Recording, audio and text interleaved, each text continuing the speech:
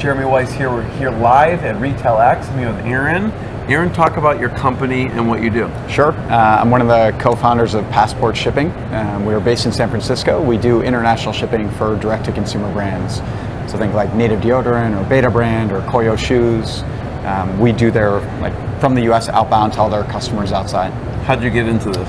I used to run a consumer brand. As a child, you said, I want to do international I want to be a shipping magnate. No, I used to run a consumer brand for about 7 years. We sold that company to Custom Ink, if you know them, out of Virginia. What was the? It was called Modify Watches. So it was like print-on-demand watches. This is a photo of one of my kids flicking off my wife. Oh, that's cool. Got a photo of my other kid. That's what you want to see. That's it, right? So that's what I look at every day, which is pretty funny. And one of the big pain points we had was we had a very delightful domestic experience, extremely high NPS, really, I'm a Zappos fanboy, and then a mediocre at best international experience.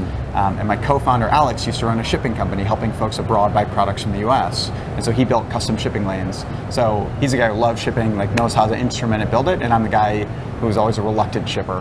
And so the idea behind Passport is if you are a modern direct-to-consumer brand, and you have fans outside of the US, just because you're on Instagram, maybe 20 or 30% of your traffic is international, but maybe 0 or 10% of your revenue is international.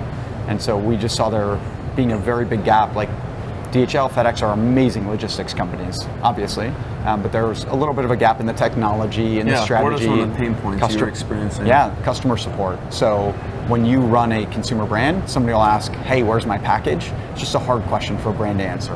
And so we help the brands answer that. Some of the technology needs, if you live outside of the US, you might have to pay duties and taxes. Brands, it's better for them to tell the customer up front, hey, this is what it's going to cost to buy the product. They don't, so they get a kind of pain in the butt response from a customer, what's this charge? And it's negative social media. They will charge them on the back end. That's right. And then what ends up happening is a brand just stops doing international. And so it's latent revenue that they could have. Huge market. I mean, there's huge populations everywhere. Yeah, we think the biggest issue is more non-consumption. People want to buy. Right now it's US outbound, assume everywhere to everywhere, but just thinking about that market, people want to buy American brands, but they don't because they don't want to deal with the shipping hassle. Right. So we just want to make it work. Where should consumer brands go first? Where are some of the popular countries? Because there's a barrier, they don't even look into it. But you are an expert and you've seen this. Where should they? Okay, listen, just do it because you should be doing international. Where should they start and where should they go from there? I think what you'll find is you can go on a site called SimilarWeb or as a vendor, but as a brand, just look at your Google Analytics and figure out where do you have traffic coming from. Fans will gravitate to your brand because you're on Instagram or any other social media. There's a bot that just says a million from India. That may be true. But the easiest places for sure, the most developed countries. So Canada, extremely fast shipping and affordable. Anywhere in Western Europe, Australia, New Zealand. And then what you'll find is pockets. Some brands will hit in South Korea or Japan. Some brands will hit in Latin America. But if you just start with the top 20 or 30 most developed countries. Easy to do, shipping lanes are good, and if you choose the right software and you kind of set yourself up for a good customer experience, you're able to do it. So how do clients use you? Who's ideal for you? Yeah, so think probably kind of across the board, but more direct to consumer brands, probably not even the right approach. Somebody who cares deeply about the customer experience. So if all you want to do is pump out shipping, and if somebody has a complaint, you just send them another one, we can help, but you're not getting the full value. If you're a luxury brand, if you're a small electronics, if you're an up and coming t-shirt brand, it doesn't matter, right? You come to us and it'd be, think more like 1 to 200, $250 million revenue companies. I think above that, we can be supportive, we can be helpful, but there are just certain, that's more of an enterprise grade that we'll get to, but we're not there right now. And what are some of the milestones of the company? That's a good question. So it's both my co-founders and my third business. So we were really fortunate. We started and we fundraised right away, which is just helpful. We're building a global shipping company. You need a little bit of capital. So for us right now, it's all about sales. Our product's really good. We haven't lost a customer, which is pretty great. And then when we get into some of our channel partners, it's more about, hey, we have 2% of their international business. We get to 25%, and we're kind of trending that way. So it's more about, to me, thinking about experience at the end is do we have 100% retention? Yes, and do we get great word of mouth?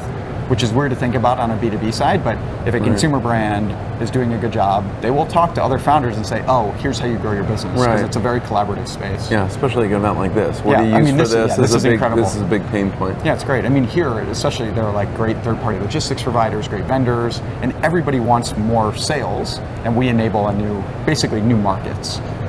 So that part's pretty nice. What's been a fun story from the journey from the company so far? A fun story. Well, this conference has been good. Boy, I don't know. I have a lot of gray hair, which I mainly attribute to my last company, but it's good. I'll tell you what. My last business, I love. It was a passion project. I ran it without cash for a couple years at the end, and loved it. Still love it. I'm excited that Custom Ink has it. Everything. I think the fun part about this business is we have genuine momentum. And it's not like we're the best, everybody should use us, whatever, but there's a massive market and it's completely underserved.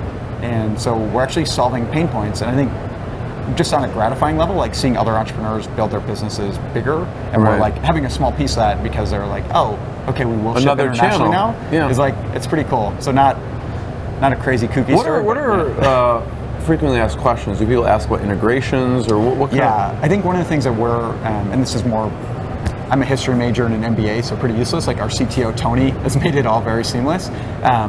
What we are really good at is kind of building into your system. So if you have a set of processes and you print shipping labels this way, or you want to pick up at 3 p.m. or 4 p.m. or whatever works for your operations to physically move the package, we will, as much as possible, kind of configure our business to fit with you. Just much more of a customer, brand-centric approach, which creates a downstream positive impact on the consumer. So it's not it's never a heavy integration.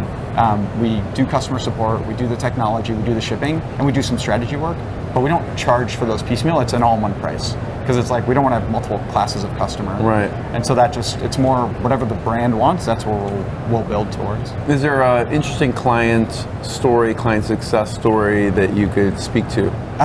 Yeah, kind of. There's a third-party logistics center called AMS. AMS is based in Valencia, California. They're great. They've got, I don't even know how many hundreds of brands, but a lot of the direct-to-consumer brands that you would have either heard on podcasts as advertisers or seen interviewed or been written up in 40 under 40, all those are their clients with good reason. And I think it was a really big milestone. We met, I think it was the VP of operations, maybe week number 2 of our business, because one of our investors asked him to say, hey, would you use what they're selling? And the guy said, yeah, absolutely. If they can build it, we'll do it. And then, a year into launching our business, we had it's complex, so we had built everything that we needed. He's like, cool, why don't you guys come in? And we pitched him. And then, within 6 months, we met the executive team, and it was a big enterprise sale. Yeah. And now we're shipping with them. And I think it's one of the top of the line. I don't know if they're top 10. It doesn't matter. A plus big third-party logistics center servicing a lot of really hard to please brands who chose us to be one of their shipping partners. And we're slowly rolling out through their clients, which is it's pretty gratifying. Yeah, that's amazing. Yeah. What do you see some of the, you have a unique perspective of being an e-commerce brand, and then now on the other side being a vendor. Yeah. What do you see some of the trends people should be thinking about in e-commerce? Yeah, I really I think people think so much about growth, and as much as possible, you need to think about retention, right? So you need to think about, one thing we do, post-purchase experience, you send somebody a package, normally it says hey, track your package at ... /1234, that's your tracking number. And so for us, it would be brand.passportshipping.com 1234. So it's a delightful post-purchase experience, which lets them remarket and tell the story. But step outside of us, there's some really great text messaging, apps that'll let you kind of continue a conversation with the customer, answer their questions, right? Save my sales. Because people always want to know. They want to know what the latest is, and so I think being present in whatever channels people are in. Save My Sales is standing right over there. That's really? a funny thing, yeah. That's great. Yeah. I love that company. I get nothing from them. I love it, right? Because it's supporting a brand in a real way. And I think just really deeply focusing on the experience, no matter how you define it for what's right for your brand, if you just keep paying for new customers and you don't get word of mouth because you don't give a great experience and you don't get retention, or you don't keep people for your subscription box company, for example, you're kind of out of luck. Yeah. So tell people where they can find you online. Yeah, sure. So our company's Passport Shipping, so passportshipping.com. I updated my Twitter handle because it used to be about my watch company and that seemed silly. So it's Aaron Schwartz 35 on Twitter, and I don't know. Passportshipping.com. Passportshipping.com. Check it out. So it really matters. Jeremy Weiss. We're live at RetailX. Thanks, Jeremy.